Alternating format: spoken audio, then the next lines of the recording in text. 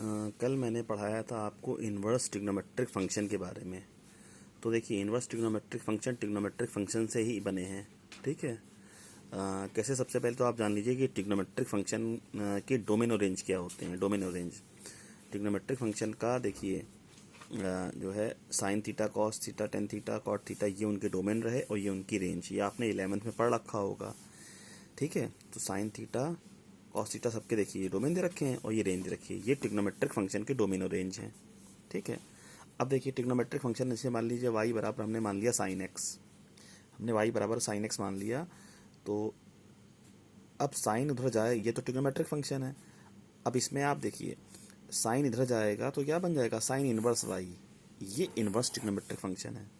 ये trigonometric function है और ये साइन इधर चला गया तो आप, ये इनवर्स ट्रिग्नोमेट्रिक फंक्शन है। इसमें आप x की वैल्यू, जो ये डोमेन है ना, ठीक है, इसमें आप जब ट्रिग्नोमेट्रिक फंक्शन का डोमेन ये है और रेंज ये है y। ठीक है। रेंज इसमें से ये रेंज ये रही ट्रिग्नोमेट्रिक फंक्शन के लिए। और जो इनवर्स ट्रिग्नोमेट्रिक फंक्शन हो गया तो जो ट्रिग्नोमेट्रिक फंक्शन की रेंज है वो इसका डोमेन बन गई। देखिए, अब ये जो इनवर्स ट्रिग्नोमेट्रिक फंक्शन बना, इसमें आप किसकी वैल्यू डालोगे? y की वैल्यू डालोगे ना। और y की वैल्यू इस फंक्शन के लिए क्या है? ट्रिग्नोमेट्रिक फंक्शन के लिए रेंज है। तो सबसे पहले ध्यान दें कि जो इनवर्स ट्रिग्नोमेट्रिक फंक्शन होता है, इनवर्स ट्रिग्नोमेट्रिक फंक्शन, इसका जो डोमेन क्या होता है? ट्रिग्नोमेट्रिक फंक्शन की जो रेंज आती हैं, ट्रिग्नोमेट्रिक फंक्शन की जो रेंज होती हैं, ये इनवर्स ट्रिग्नोमेट्रिक फंक्शन के लिए किसका काम करती हैं? डोमेन का। ठीक है। जैसे देखिए आप, साइन 30 की वैल्यू हाफ, ये ट्रिग्नोमेट्रिक फंक्शन है, साइन 30 की वैल्यू क्या होती है? हाफ। साइन को उधर ले आता तो साइन इनवर्स 1/2 बराबर π/6। तो ये डोमेन है और ये रेंज है। इसमें आपने हाफ चूंकि इसमें हाफ डालेंगे तब π/6 मिलेगा आपको। ठीक है। तो ट्रिग्नोमेट्रिक फंक्शन की रेंज जो होती है वो इनवर्स ट्रिग्नोमेट्रिक फंक्शन के लिए डोमेन का काम करती है। तो सबसे पहले जो है इनवर्स ट्रिग्नोमेट्रिक फंक्शन जो हम सारे लिख देंगे ये, और इनके डोमेन नोट करेंगे। डोमेन क्या हुए? जो रेंज हुई ट्रिग्नोमेट्रिक फंक्शन की, जो ट्रिग्नोमेट्रिक फंक्शन की रेंज होंगी वो इसके लिए डोमेन का काम करेंगी। ये जो रेंजेस हैं ये इसके इनवर्स ट्रिग्नोमेट्रिक फंक्शन के लिए डोमेन का काम करेंगी। अब रेंज क्या होगी? अब तो फिर रेंज इसमें से होनी चाहिए भाई। फिर अगर ये डोमेन बन जाएगा तो इनवर्स ट्रिग्नोमेट्रिक फंक्शन के लिए रेंज ये होनी चाहिए। ठीक है। तो फिर देखिए, लेकिन रेंज इसमें से होती नहीं है, इसी में से होती है, लेकिन ये पूरी नहीं लेते। क्यों? देखिए, क्योंकि जो इनवर्स ट्रिग्नोमेट्रिक फंक्शन होता है ये 1/1 फंक्शन होता है।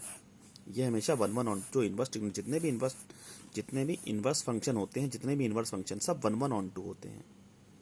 1/1 मतलब हर से 1/1 मतलब हर वैल्यू की यूनिक इमेज होनी चाहिए।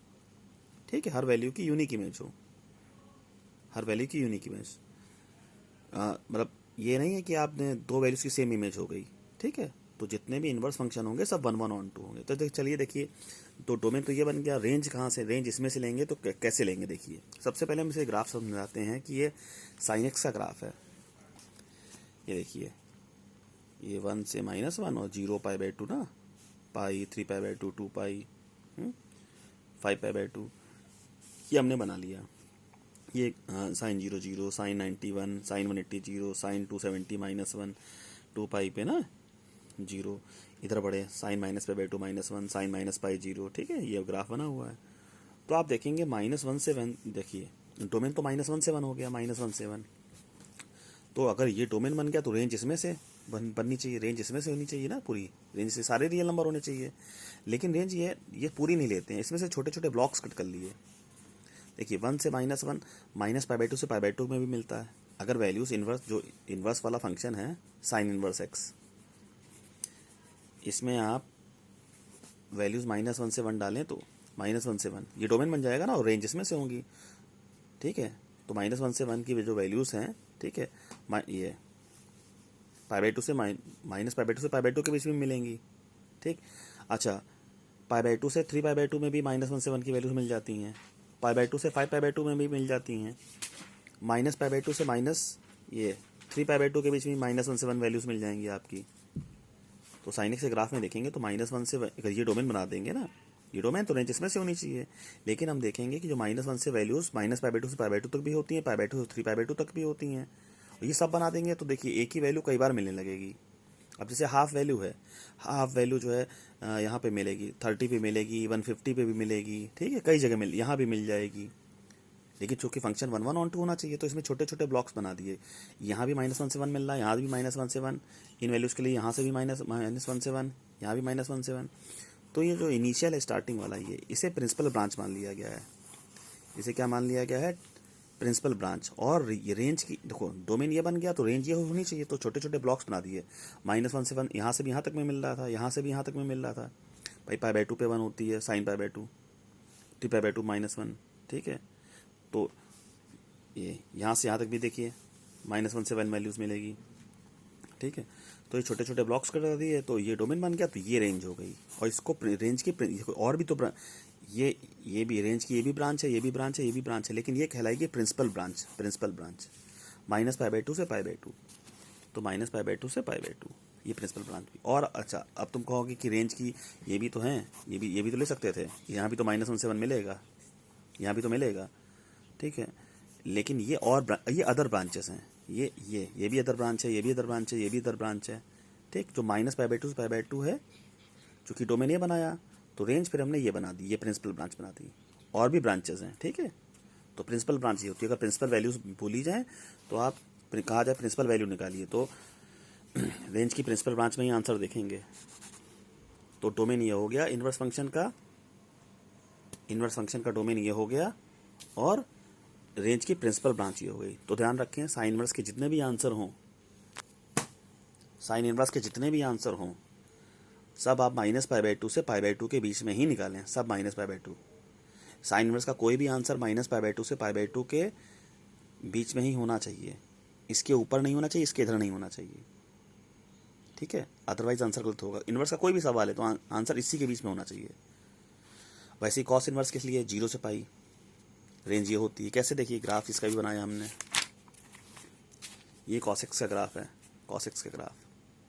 अब इसमें भी देखिए, ये डोमेन बन जाएगा तो रेंज इसमें से होनी चाहिए। तो लेकिन -1 से 1 ये 0 से पाई में भी मिलता है, cos 0 1 cos पाई -1, इसमें भी मिलता है, इसमें भी मिलता है, इसमें भी मिलता है, ये -π है, ठीक है। -π/2 -π, ये -2π, ठीक है। तो 0 से पाई, पाई से 2π, 0 से -π, -π से -2π, इनमें भी आपका मिलता है -1 से 1। लेकिन ये जो 0 से पाई है, इसको मान लिया गया रेंज की प्रिंसिपल ब्रांच, ये प्रिंसिपल ब्रांच। तो ये प्रिंसिपल ब्रांच हो गई रेंज की, और ये अदर ब्रांचेस हो गई, ठीक।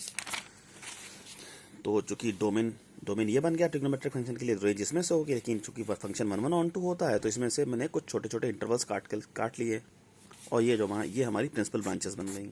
इसी टाइप से टेन इनवर्स का रेंज ये, कॉट इनवर्स का रेंज ये, सेक इनवर्स का रेंज ये, और कॉसेक इनवर्स का रेंज ये।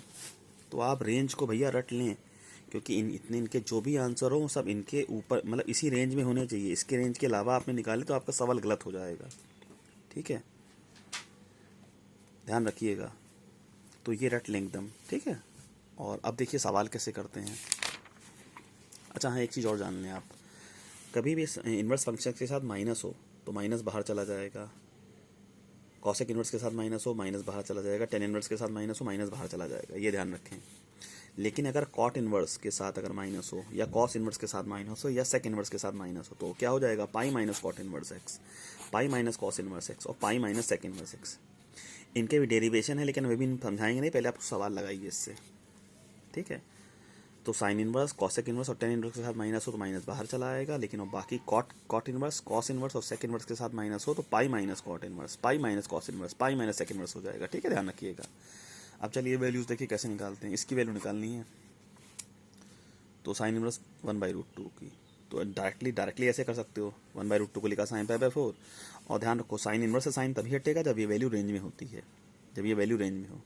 तो ये रेंज में है π/4, रेंज क्या होती है? -π/2 से π/2, तो साइन इनवर्स साइन हट गया, π/4 ये हमारा आंसर हो गया। ये रेंज में भी है, रेंज में भी है। दूसरा मेथड ये है कि भाई इसे थीटा मान लो, ये तो पहला मेथड हो गया। दूसरा मेथड इसे थीटा मान लो, साइन इनवर्स चला जाएगा, साइन थीटा हो जाएगा। अब ये ट्रिग्नोमेट्रिक फंक्शन बन गया, 1/√2 हो गया sin π/4, साइन हट गया, थीटा बराबर π/4। थीटा मतलब ये, तो साइन इनवर्स 1/√2 की वैल्यू π/4। आप ऐसे भी कर सकते हो और ऐसे भी कर सकते हो, लेकिन ऐसे ज़्यादा इजी पड़ेगा आपको, ठीक है। और वैल्यूज़ देखिए, ये है तो हाफ कब होता है? cos π/3 पे, हाफ को लिखा cos pi by 3, cos inverse से कॉस हट गया, पाई बाई 3 आ गया। कॉस इनवर्स से कॉस तभी हटता है जब ये वैल्यू रेंज में, अदरवाइज नहीं हटेगा, ध्यान रखिएगा। कॉस इनवर्स से कॉस हट गया, ये रेंज में, ये रेंज क्या होती है 0 से पाई, रेंज हमेशा रट लें। दूसरा मेथड इसे थीटा मानेंगे, दूसरा मेथड इसे थीटा माना, ये इधर चला गया कॉस थीटा बराबर हाफ, हाफ कब होता है कॉस पाई बाई 3 पे, कॉस कॉस हट गया, थीटा बराबर पाई बाई 3। हाफ बहुत जगह होता है, पाई बाई 3 के अलावा भी होता है, फोर्थ क्वाड्रेंट में भी पॉजिटिव होता है ना कॉस, लेकिन वैल्यू ऐसी रखना जो रेंज में हो, cos pi by 3, cos cos हट गया, थीटा बराबर पाई बाई 3, तो थीटा मतलब कॉस इनवर्स हाफ की वैल्यू पाई बाई 3 होगी। तो सवाल ऐसे भी कर सकते हो और ऐसे भी कर सकते हो। अब ये है सेक इनवर्स 2/√3। अब 2/√3 कब होता है, सेक पाई बाई 6 पे, सेक इनवर्स से सेक हट गया, ये आ गया। हाँ, सेक इनवर्स की रेंज याद रखो, ये होती है 0 से पाई एक्सेप्ट पाई बाई 2। थीटा मान के भी कर सकते हो वैसे, थीटा मान लिया, सेक थीटा की वैल्यू सेक पाई बाई 6 ना, ये 2/√3, सेक से हट गया, थीटा बराबर पाई बाई 6, ये आंसर आ गया। सेकंड का सेकंड देख लीजिए, √3 लिखा है, √3 कब होता है, कॉट पाई बाई 6 पे, कॉट माइनस कॉट हट गया पाई बाई 6।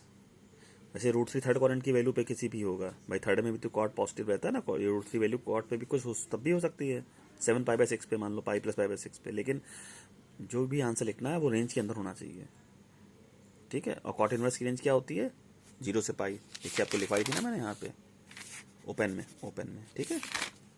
तो जो आंसर हो वो रेंज में हो। अब देखिए माइनस वाले सवाल आ गया, माइनस वाले सवाल कैसे करेंगे। अब माइनस का जो रूल सिखाया वैसे ही करना, कॉस इनवर्स के साथ माइनस हो तो क्या करते हैं, कॉस इनवर्स के साथ माइनस हो तो पाई माइनस कॉस इनवर्स लिख देंगे, माइनस हट जाएगा, ध्यान रखिएगा। तो इसको लिखेंगे पाई माइनस कॉस इनवर्स हाफ, पाई माइनस कॉस इनवर्स हाफ को लिख दिया cos pi by 3, cos inverse से कॉस हट गया, पाई बाई 3 आया। ये तभी हटता है जब वैल्यू रेंज में हो, pi minus pi by 3 2 pi by 3, तो इसकी वैल्यू क्या आ गई 2 पाई बाई 3, और ये रेंज में भी है, रेंज क्या होती है 0 से पाई, 0 से पाई के बीच में भी है ये। दूसरे मेथड में देखिए, इसको लिखा कॉस थीटा, इसको थीटा माना तो ये कॉस थीटा बराबर माइनस हाफ हो गया। माइनस हाफ कब होता है, अब इसके बीच में ढूंढना पड़ेगा माइनस हाफ, इसमें दिक्कत ये है, इस मेथड में बड़ा आसान है, लेकिन इस मेथड में ही ढूंढना पड़ेगा ये वैल्यू इसके बीच में कब पड़ेगी। तो कॉस 2 पाई 120 की वैल्यू होगी माइनस हाफ, लिख दिया, फिर कॉस को हट गया, थीटा बराबर 2 पाई बाई 3, तो कॉस इनवर्स माइनस हाफ की वैल्यू 2 पाई बाई 3। तो ऐसे थोड़ा कठिन पड़ जाएगा, ऐसे ज़्यादा इजी पड़ेगा, माइनस वाले रूल अप्लाई कर लोगे। अब टेन इनवर्स -1 है तो माइनस पहले नॉर्मल माइनस का रूल लगाएंगे जो आपको समझाया था मैंने, माइनस बाहर चला जाएगा, ठीक है। तो इसमें माइनस बाहर चला गया, 1 कब होता है 10 पाई बाई 4 पे, 10 इनवर्स 10 हट गया, pi by 4, minus pi by 4 answer हो गया। और रेंज में भी है, रेंज क्या होती है माइनस पाई बाई 2 से पाई बाई 2 ओपन इंटरवल में। थीटा मान के करोगे, थीटा माना, टेन थीटा बराबर -1, अब -1 होता है 3 पाई बाई 4 पे, लेकिन 3 पाई बाई 4 रेंज में तो है नहीं, 3 pi by 4, 3 pi by 4 range में तो है नहीं, ठीक है। तो क्या करें, अब यहाँ तो लिख दिया था क्योंकि रेंज में पढ़ रहा था वो चीज़ 2 पाई बाई 3, इसमें तो 3 पाई बाई 4 रेंज में नहीं पड़ेगा, तो फिर माइनस को छोड़ा, इसको लिखा 1 को लिखा 10 पाई बाई 4, फिर माइनस अंदर चला गया, ट्रिग्नोमेट्रिक फंक्शन में माइनस बाहर भी चला जाता है अंदर भी चला आता है, तो माइनस हो गया, फिर 10 10 हट गया, थीटा बराबर माइनस पाई बाई 4, ऐसे निकालना पड़ेगा। तो इसमें इस मेथड में डिफिकल्टीज थोड़ी लगेंगी, ऐसे में ज़्यादा आसान हो जाएगा सवाल, ठीक है।